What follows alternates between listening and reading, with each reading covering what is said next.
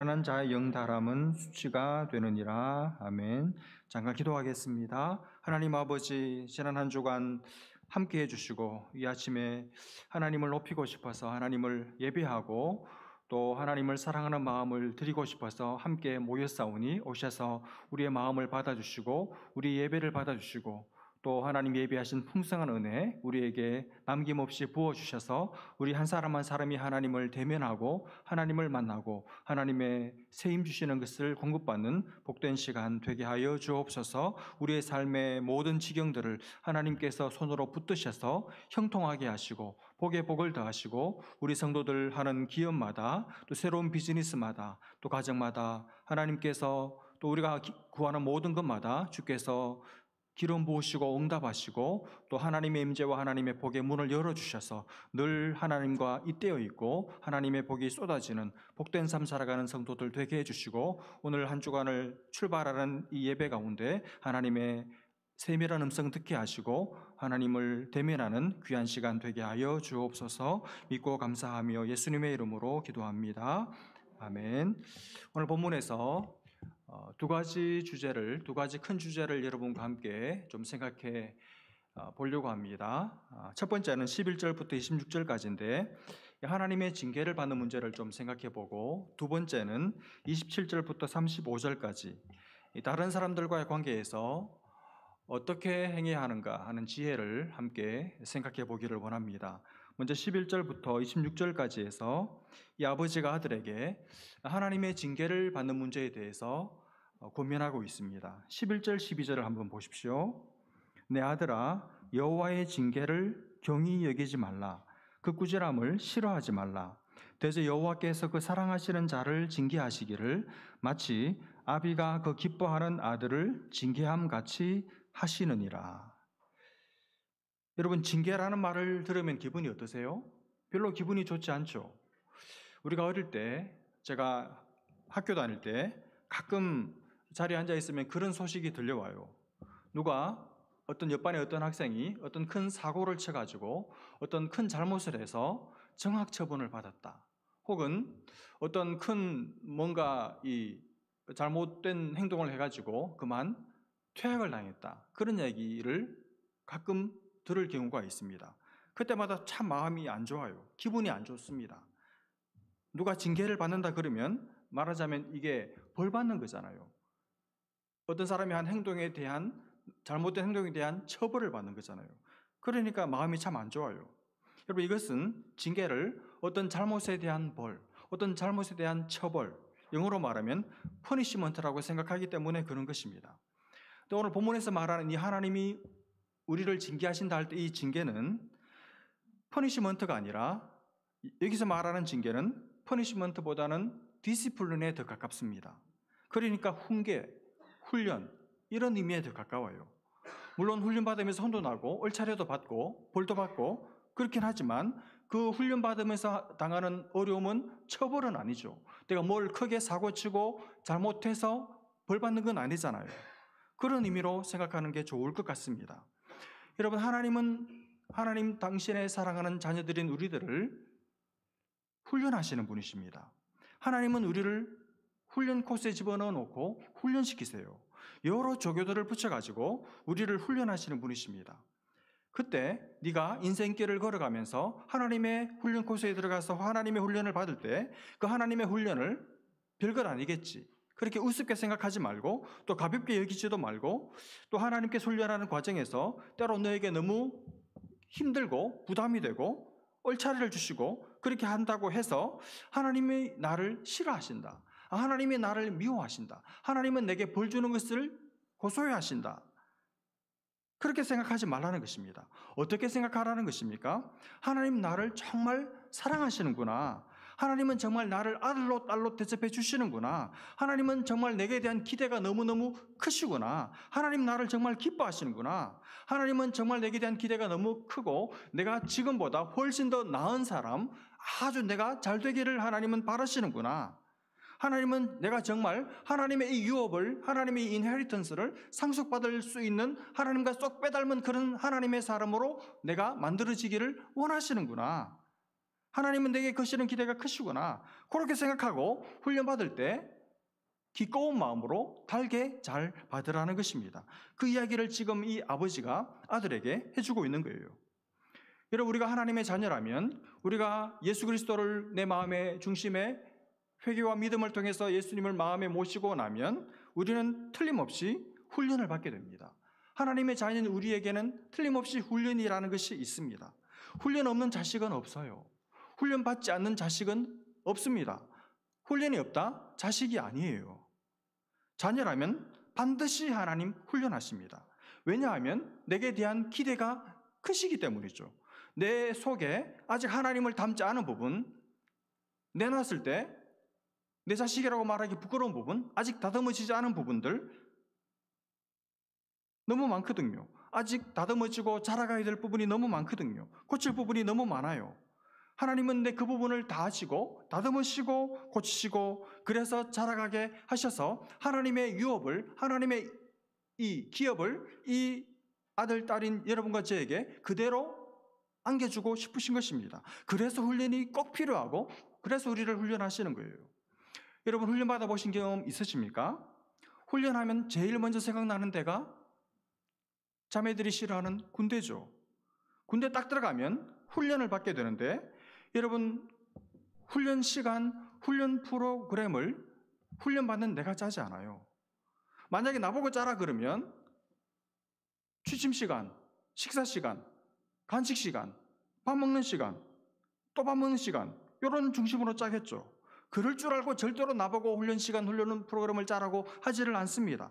훈련소에서 훈련소장님께서 훈련의 전 과정을 이미 나를 위해서 훈련 코스를, 훈련 프로그램을 다 짜놓습니다. 나는 그냥 그 짜여져 있는 프로그램이 뭔지 뭣도 모르고 들어가서 구르라 그러면 구르고, 뭐 총 잡으라 그러면 총 잡고, 시키는 대로 그냥 들어가서 구르고 뒹굴고 훈련 받아야 돼요. 내 훈련 프로그램을 여러분 내가 아니고 나를 훈련 코스에 집어넣으신 하나님이 다 짜세요. 나는 몰라요. 나는 무슨 훈련 받을지 몰라요. 아니, 지금 내가 훈련 받고 있는지도 몰라요. 내 옆에 있는 이 사람이 하나님이 내게 훈련 받으라고 붙여주신 조교인지도 몰라요. 하나님이 내 약점을 아시고 나를 저 자리에 세우고 싶어 하시는데, 저 자리에 가도 자리를 지킬 수 있는 사람 만들기 위해서 훈련시키시는 것이죠. 그러다 보니까 여러분이 훈련은 어떻겠습니까? 힘들죠.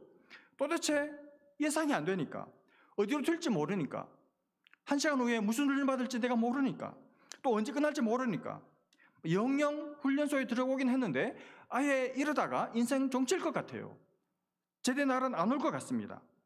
근데 여러분, 군대 갔다 오신 분들은 어떻습니까? 국방부 시계는 거꾸로 돌려놔도 가요. 언젠가는 제대하는 날이 옵니다. 반드시 훈련이 끝나는 날이 와요. 훈련 힘들죠. 그래서 할 수만 있으면 안 하고 싶죠. 받아도 빨리 끝났으면 좋겠죠. 훈련의 가장 큰 특징은 힘들다는 것입니다. 훈련은 힘들어요. 훈련은 힘든 것입니다. 여러분, 군대 가면 맨 먼저 하는 훈련이 제식훈련. 줄 서고 막 앞으로 나란히 뒤로 나란히, 뭐 삼보 앞으로가 뒤로가, 팔 벌려 양팔 벌려, 이런 아주 기본적인 훈련을 계속합니다. 그리고 또 군대 가면 훈련 중에 특별히 사격 훈련을 하기 전에, 사격은 굉장히 위험하기 때문에 까딱 잘못하면 생명사고가 일어날 수 있기 때문에 사격할 때 사격 군기가 제일 세요. 그래서 사격 훈련을 할 때 PRI라는 말을 자주 듣습니다. PRI, P가 뭐냐면 피가 날 정도로, R, 이 종아리에 알이 베길 정도로, E가 갈릴 정도로, 피가 나고 알 베기고 이가 갈릴 정도로 그만큼 힘들다는 거예요. 고통스럽다는 뜻입니다. 근데 여러분, 군대 가서 훈련 받을 때 왜 그렇게 힘들게 사람을 달다볶습니까? 이유는 단 하나입니다. 군인 만들기 위해서죠. 사회물을 빼기 위한 거예요. 훈련을 하는 것은 사회물을 빼는 것입니다. 그동안 사회에 있으면서, 학교에 있으면서, 집에 있으면서 지 마음대로 살았거든요. 편안하게 놀고 싶을 때 놀고, 잠 오면 자고, 잠 오는데도 안 자고 놀고, 일어나고 싶으면 일어나고, 일어나고 나서 이부자리 정리도 안 하고, 먹고 싶으면 먹고, 학교 가기 싫으면 안 가고, 이렇게 자기 마음대로 살던 그 옛 생활했던 생활 습관, 사회에서의 그 편안한 삶을 이제 그 사회 물을 빼야 비로소 진짜 군인이 되는 거거든요. 그래서 사회의 물을 빼고 군대의 물을 주입시키기 위해서 원치 않는 어려운 힘든 훈련을 막 굴리면서 시키는 거예요. 군인 만들기죠. 그게 훈련의 목적입니다. 여러분, 하나님도 똑같습니다. 하나님도 우리를 훈련하실 때 내 몸에 유유히 흐르고 있는 이 세상 물을 하나님은 빼셔야 돼요. 세상 물이 빠져야 하나님의 나라 일꾼이 돼요. 그래서 이 죄를 좋아하고 세상 좋아하고 사람 좋아하고 술 좋아하고 쾌락 좋아하고 노는 것 좋아하는 또 반항하기 좋아하는 이 세상물을 빼기 위해서, 그래서 이제는 세상물이 다 빠지고 하늘의 생명수로 가득 찬 하늘의 음료를 먹고 마시는 것으로 자기의 인생의 양식으로 삼는 그런 하나님의 사람, 하나님을 닮아가는 사람, 하나님을 쏙 빼닮은 사람 만드시기 위해서 우리를 힘겨운, 내가 원치 않는 사람에게 탁 붙여서 힘겨운 훈련의 자리로 몰아가시는 것입니다. 그래서 세상물 빼려고 혹독한 훈련을 받게 하셔서 내 눈에서 정말 이 벗어나지 못한 이런 딜레마에 딱 빠져가지고 내 눈에서, 내 속에서 신물이 올라오고 내 눈에서 피눈물이 나게 하셔서 하나님밖에 없구나. 세상은 정말 나를 챙겨주는 데가 아니구나. 세상은 나를 내 용도를 따라 쓰다가 용도가 다하면 폐기하는 그런 곳이구나.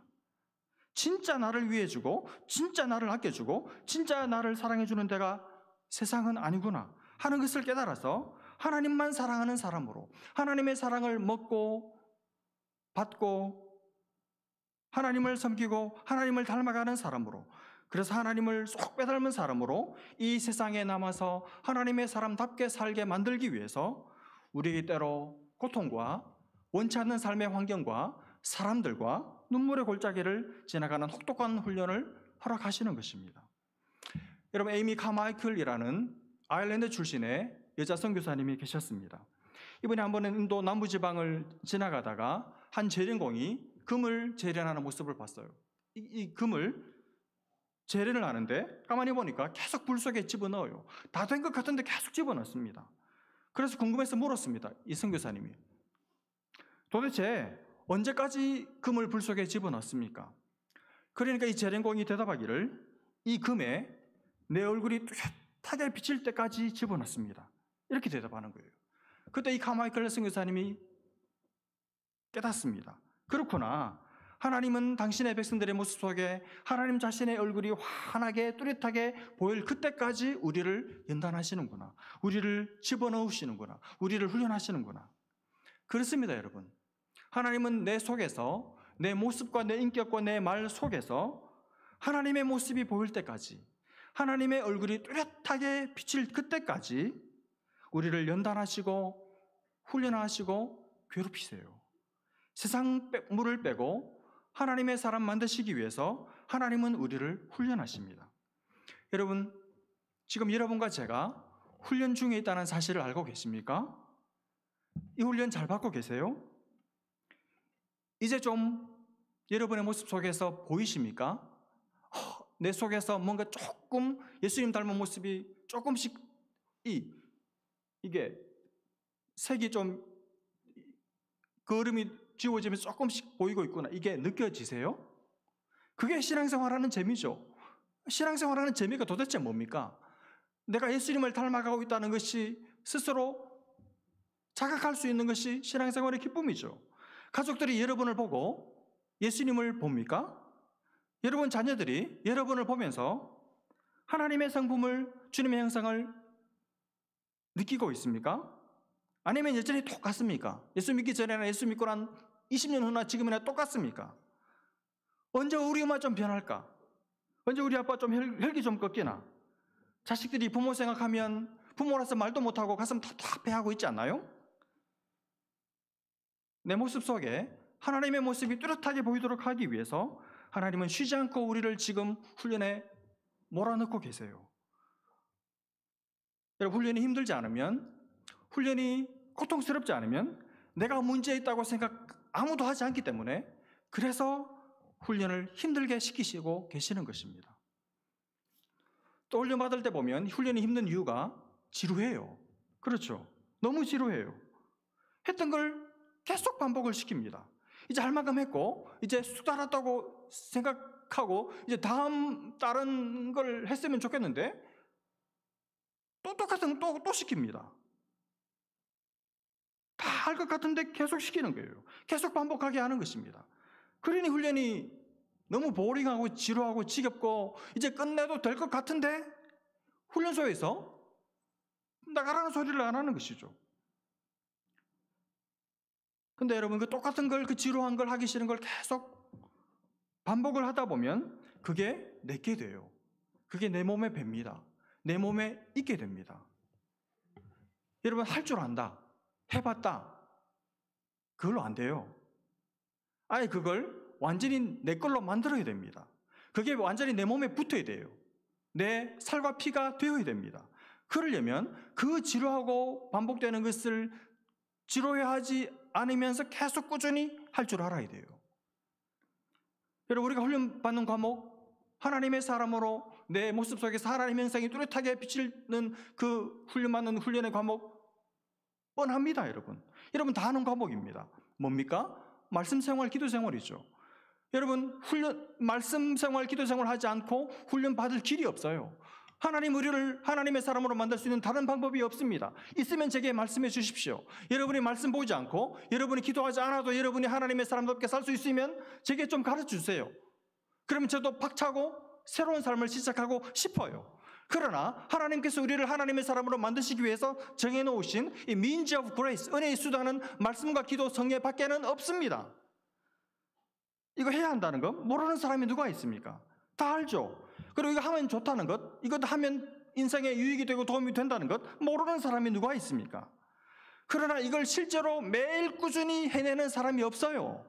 이걸 실제로 매일 꾸준히 해내는 사람이 극히 드뭅니다. 매일매일 빠짐없이 하루도 그러지 않고 말씀 읽고 그 말씀을 그냥 읽고 그치는 것이 아니라 내가 읽은 말씀을 깨닫고 이해하기 위해서 이 말씀의 맛을 씹어서 내 것으로 소화하기 위해서 묵상을 하고 그리고 정말 자리에 앉아서 무릎을 꿇고 1시간, 2시간 기도하는 사람이 우리 중에 과연 몇 명이나 될까요? 말씀 생활, 기도 생활 해야 한다는 거 다 알고 하면 좋다는 거 다 알지만 그게 자기 습관이 되고 자기 몸에 있고 자기 몸에 붙어서 그걸 안 하면 더 이상하고 안 하면 하루가 시작되는 것 같지가 않고 그걸 안 하고 하루를 보내면 하루가 찜찜하고 그런 사람이 몇 사람이나 됩니까? 그 늘 반복되는 경건 생활을 쉬지 않고 지속적으로 해나가는 사람과 그렇지 않은 사람 척 봐서 몰라요. 차이가 안 보입니다. 그러나 10년, 20년 지나고 나서 나중에 중지자가 되고 나면 딱 기도시켜보면 티가 나요. 사역시켜보면 티가 납니다. 능력이 없어요. 영성이 없는 거예요. 그게 왜 그러냐 하면 이 경건이 몸에 안 붙어서 그래요. 그러니 능력이 없죠. 여러분 뻔합니다. 말씀, 기도 뻔하죠. 지루하죠. 늘 반복되는 일입니다. 근데 그걸 해내는 사람이 없어요. 그걸 계속 해내는 사람이 결국 영적으로 성장하고 성숙하는데 그걸 매일 꾸준히 평생을 해내는 사람이 드물다니까요. 그리고 여러분 매일매일 그 지루한 경건 생활 계속하는 사람이 받는 복이 뭐냐 하면 그런 사람에게만 하나님의 복의 문이, 하나님의 임재의 문이 열려 있어요. 여러분 일주일 내내 말씀과 기도를 제쳐놓고 살다가 예배 시간에 주일날 예배 시간에 와서 예배 때 은혜를 받으면 은혜를 받죠. 문이 열립니다. 그러나 그러고 나서 한 주간을 또 말씀 생활과 말씀 기도와 관계없이 살면 또 문이 닫혀요. 이 사람은 문을 조금 열었다가 일주일 내내 닫고 평생 그렇게 사는 거예요. 그러니 복을 받을 리가 없죠. 그러나 남들이 알아채지 못하는 자기만의 영적인 비밀을 가지고 있어서 늘 말씀과 기도로 하나님과 소통하는 사람은 하나님의 임재의 문과 하나님의 복의 문이 열려있는 사람입니다. 이 사람에게는 늘 부어지는 늘 부어지고 있습니다. 때로 예배 시간에 은혜를 받지 못해도 예배는 은혜 받으러 오는 게 아니에요. 예배는 하나님께 감사와 사랑을 한 주간을 지켜준 하나님의 감사를 표현하기 위해서 우리가 모이는 거지 은혜 받기 위해서 모이는 것이 아닙니다. 은혜는 여러분이 받고 와야 합니다. 경건이 훈련이 안 되어 있는 사람은 하나님의 임재의 문, 하나님의 복의 문이 닫혀 있어요. 그걸 열어야 됩니다. 그걸 열려면 꾸준한 지루한 지속적인 경건 생활이 뒷받침되어야 됩니다. 저는 우리 청년들 이제 이 30대, 40대까지, 제가 50대니까 이제 40대까지 아직 인생에 살아갈 날이 훨씬 더 많은 여러분들, 지금부터 남들이 보지 않는 곳에서, 남들 눈에 띄지 않는 곳에서, 여러분의 혼자만의 골방에서 말씀 붙들고 씨름하고 무릎 꿇어 기도하는 그런 경건의 훈련을, 그 지루한 훈련을 꾸준히 하는 경건의 습관이 붙어있는 청년들 될 수 있기를 주님의 이름으로 축복합니다. 지금 당장은 아무도 몰라줄 거예요. 그러나 하나님은 아세요. 하나님과 여러분의 소통의 문은 늘 열려 있을 거예요. 결국 하나님께서 여러분을 귀하게 여기시고 언젠가 하나님께서 여러분을 영광스럽게 쓰실 것입니다. 사람 앞에 잘 보이려고 하지 말고 하나님 앞에 여러분을 늘 보이시고 하나님 앞에 무릎 꿇고 사시기를 바랍니다. 두 번째 부분을 보겠습니다. 27절부터 35절까지인데 다른 사람들과 관계를 어떻게 할지를 가르쳐주고 있습니다. 먼저 27절, 28절을 한번 보십시오. 내 손이 선을 베풀 힘이 있거든 마땅히 받을 자에게 베풀기를 아끼지 말며 내게 있거든 이웃에게 이르기를 갔다가 다시 오라 내일 주겠노라 하지 말며.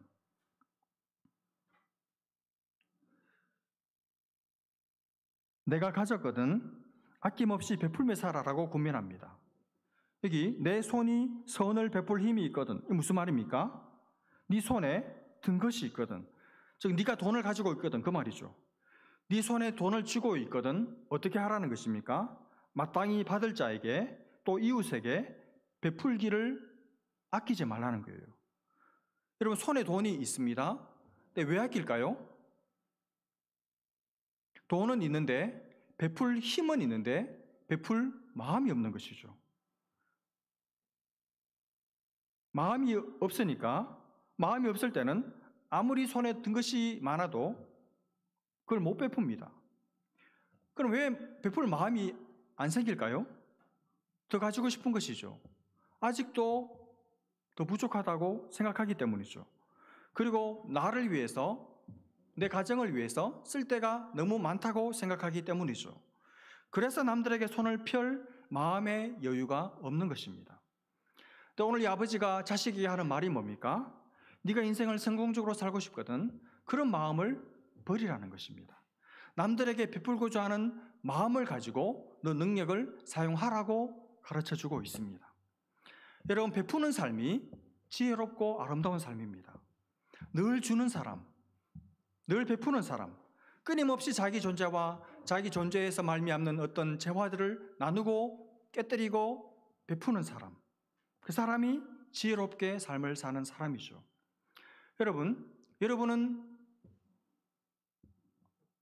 몇 가지를 가지고 계십니까? 우리 모두가 가지고 있는 게 많아요. 문제는 베풀 마음이 없는 것이죠. 더 가지고 싶고 더 쌓아두고 싶고 아직도 부족하다고 자꾸 생각하는 것이죠. 그 마음을 버려야 됩니다. 베풀고자 하는 마음을 가져야 합니다. 여러분 초대교회가 성령의 강력한 역사로 교회에 부흥이 일어났을 때, 성도들이 은혜를 받았을 때 나타난 현상 중에 하나가 뭡니까? 성도들이 서로서로 자기가 가진 것을 너무너무 나누어 주고 싶어 했어요. 할 수만 있으면 자기가 가진 것을 다른 사람과 나누어 사용하기를 기뻐하고 즐거워했습니다. 다들 베풀려고 했습니다. 그런 마음으로 충만했습니다. 그런 베푸는 사람들의 삶에 기쁨과 은혜와 행복이 넘쳐났죠. 여러분 기쁨과 감사와 행복은 받을 때 더 큰 것이 아닙니다. 내가 가진 것을 나눌 때, 남들에게 베풀며 살 때 행복은 훨씬 더 커지는 줄 믿으시기를 바랍니다. 이 나누는 삶을 어릴 때부터 가르쳐야 돼요. 우리 주일학교에서부터 나누는 삶을 가르쳐야 됩니다. 그래야 늙어도 나누는 삶을 살아요. 늙어도 못 나누는 사람 왜 그렇게 되었을까요? 없어서일까요? 없는 사람은 아무도 없습니다. 어릴 때 못 배워서 그래요. 베푸는 마음을 가져본 적이 없기 때문이죠. 그러니 베푸는 마음이 없으니까 하나도 베푼 것이 없고 주변에 죽음의 침상에서 남아있는 사람이 없는 것이죠. 어릴 때부터 안 나누고 자기 혼자 먹다 보니까 나이 들었어도 나눌 줄을 모르는 거예요. 그리고 마태복음 4장, 누가복음 4장에 보면 마귀가 예수님께 와서 예수님을 세 가지를 가지고 시험하죠. 첫 번째 시험이 뭡니까? 너 지금 너무 배고프잖아. 40일 굶었으니까 얼마나 배가 고파? 너 하나님의 아들이니까 이 돌을 가지고 돌을 변화시켜서 떡으로 만들어서 너 혼자 실컷 먹어. 그러면 행복할 거야. 그러면 기쁠 거야. 이게 마귀의 유혹이었어요. 마귀는 우리에게 끊임없이 네가 가진 떡을 너 스스로 너 혼자 많이 먹어야 기쁘고 행복할 것이라고 유혹합니다. 그러나 아닙니다, 여러분. 혼자 먹으면 병나요. 혼자 많이 먹으면 탈납니다. 예수님은 뭐라고 말씀하셨습니까? 예수님은 오병이어 사건에서 떡을 혼자 드시지 않고 떡을 나누라고 말씀하셨습니다. 최후의 만찬 석상에서 예수님은 제자들에게 떡을 브레이크 하셔서 떡을 나누셔서 서로 나누어 먹게 하셨습니다. 그리고 주님은 십자가상에서 생명의 떡인 자신의 몸을 깨뜨리시고 찢으셔서 온 인류의 구원을 위한 구원의 길을, 생명의 길을, 참된 기쁨의 길을 열어주셨습니다. 혼자 먹는 사람은 진짜 기쁨이 없어요. 떡을 가지는 사람은 기쁘지 않습니다. 떡을 깨뜨리는 사람, 내가 먹을 수 있는 떡을 나누는 사람, 깨어서 남들과 나누어 먹는 사람에게 참된 기쁨이 있고 생명의 역사가 나타나고 구원의 길이 열리는 것이죠. 그리고 나서 이 아버지가 또 지혜를 가지고 교훈합니다. 두 부류의 사람들을 소개해요.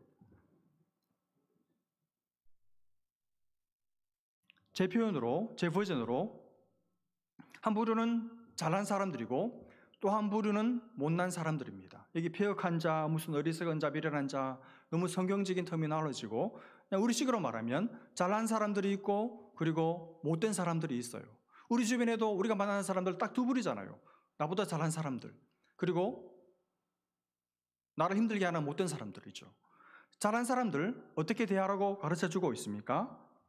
괜히 시샘해가지고 깎아내리지 말고 그 사람을 인정하고 그 사람의 성공을 그대로 받아들이고 그냥 잘 살도록 내버려 두라고 이 아버지가 아들에게 고민해주고 있습니다. 우리는 이상하게 이 마음이 좀 반골기질이 있어가지고 나보다 잘 사는 사람 보면 배가 아파요. 그리고 뭔가 틀림없이 뭔가 꿍수가 있었을 거야. 캐보면 비리가 있을 거야. 부정과 불법이 있을 거야. 이렇게 생각하고 하여튼 뭔가를 찾아가지고 깎아내리고 싶어 해요. 그리고 은근히 저 큰 캐슬 같은 저 집 지진이 났으면 좋겠고 은근히 안 됐으면 좋겠고 망해버렸으면 좋겠고 자식 때라도 좀 고생했으면 좋겠다. 제 생각이 아니고 그럴 수 있잖아요. 그런 이상한 마음이 있어요. 그리고 그런 잘난 사람들을 보면서 내가 가진 것, 내 남편, 내 배우자, 내 부모, 내 자식과 서로 견주어 비교해 보면서 괜히 짜증나고 괜히 원망하고 그래서 내가 가진 것을 그 잘난 사람들 때문에 그 사람이 내게 피해를 끼친 게 아무것도 없는데도 내가 가진 것을 나 스스로 못 누려요. 근데 아버지가 하는 말이 뭡니까? 너 인생을 살아가는 가운데 잘난 사람들 만나거든. 그러지 말라는 겁니다. 옆에 사람이 잘 살고 있으면 그냥 잘 사는 대로 내버려 두고 너는 너의 삶을 살라고 가르쳐주고 있습니다. 근데 그런 사람들만 있는 게 아니죠. 또 어떤 사람들이 있습니까? 31절에 포악한 자, 32절에 폐역한 자, 33절에 악인, 34절에 거만한 자, 35절에 미련한 자, 한마디로 못된 사람들. 이 사람들을 어떻게 하라고 말하고 있습니까? 31절에 부러워하지 마라. 그리고 흉내내지도 말고 분받지도 말고 따라가지도 마라. 이렇게 말합니다. 왜 그래야 합니까? 한마디로 하나님께서 다 하시고 심판하시기 때문입니다.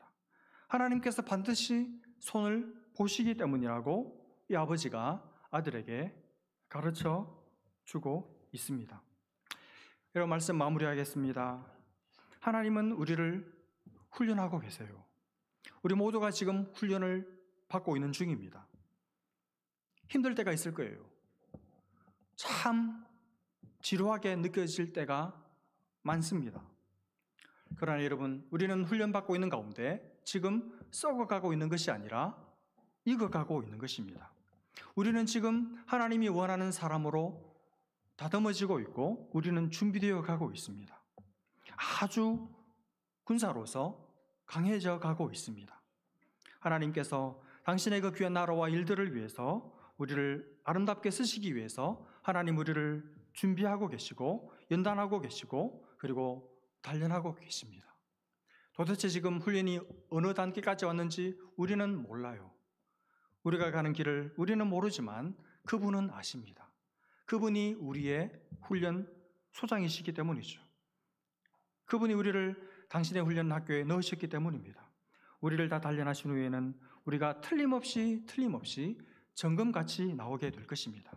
내 몸에서, 내 인격에서, 내 이 더러웠던 입술에서, 내가 삶을 대하는 태도에서, 그리고 나의 이 기도에서 하나님의 모습이 보일 때가 점점 다가오고 있습니다. 그날이 올 거예요. 반드시 올 것입니다. 여러분 기대하고 여러분 자신이 점검같이 세워질 그 날들을 기대하고 훈련을 잘 받으시기를 바랍니다. 이 지루한 생활, 이 지루한 성경, 이 아무도 알아주지 않는 무릎 꿇은 그 시간, 그러나 하나님과 더불어 시간을 잘 보내시기를 바랍니다. 그리고 끝없이 떡을 취하라고 유혹하는 이 세대를 본받지 말고 우리 구주처럼 떡을 깨뜨리고 떡을 쪼개어서 남들을 행복하게 하고 남들을 먹이고 남들을 기쁘게 하는 그런 성도, 그런 우리 교회 될 수 있기를 주님의 이름으로 축복합니다. 기도하겠습니다. 하나님 아버지 은혜를 감사합니다.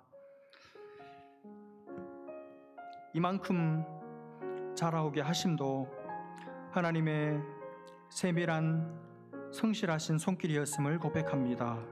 지금도 하나님의 손길은 바로 내 코앞에 있어서 내가 하는 생각, 내가 하는 말, 내가 가족들을 대하는 태도에서 너 왜 그런 마음을 가지고, 왜 그런 말을 쏟으며, 왜 그런 태도를 가지고 대하고 있니라고 물으시며 나처럼 해봐라고 우리를 권면하시고 우리를 다듬고 계시고 우리를 훈련하고 계시는, 그래서 우리 구주를 닮기를 원하시는 하나님의 그 집요한 사랑을 이 시간 다시 한번 기억하고, 하나님 지난 한 주간을 살아가는 가운데 조금씩 주님을 더 많이 생각하고 죄를 이길 수 있도록 힘주신 것을 기억하고 이 시간 감사함으로 주님 앞에 나아가는 성도들에게 하나님 아버지, 이 훈련에 지치지 않고 이 훈련을 부담스러워하지 않고 언제 끝날지 허망한 눈으로 하늘만 쳐다보지 않고 하늘 아버지께서 나를 너무나 잘 아시고 나를 하나님이 원하시는 그 기대의 크기만큼 자라가게 하실 것을 기다리고 기대하며 기쁨으로 또 이 한 주간도 살아갈 수 있도록 우리 모두에게 은혜를 베풀어 주시기를 원합니다.